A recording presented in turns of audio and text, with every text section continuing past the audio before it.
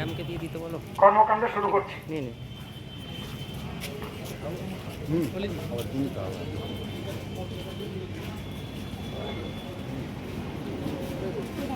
তেল হয়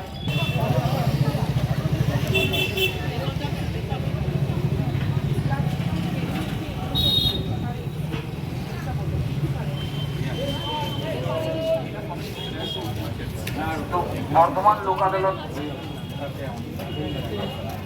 আগামী 22শে জুন 2024 আমাদের বছরের দ্বিতীয় লোক আদালত, ন্যাশনাল লোক আদালত অনুষ্ঠিত হতে চলেছে।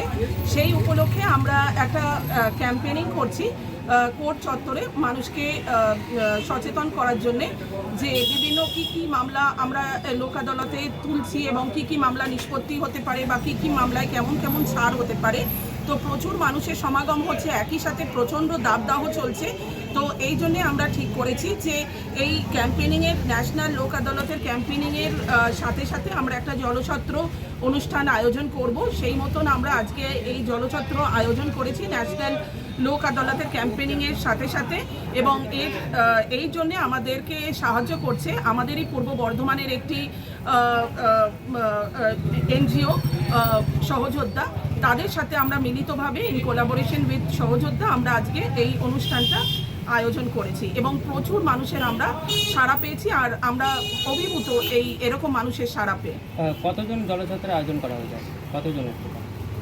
মিনিমাম আজকে তো 500 জনের মতন আয়োজন করা হয়েছিল এবং আমি দেখলাম 500 জনের বেশি আজকে লোক আমাদের এখানে সমাগম হয়েছে। আগামী দিনে কি সহযোদ্ধার সঙ্গে মিলিতভাবে আরও কিছু কর্মসূচি করার উদ্যোগ আছে? অবশ্যই, সহযোদ্ধা আমাদের সাথে সব সময় ছিল এবং আগামী দিনেও থাকবে এই আশা করি।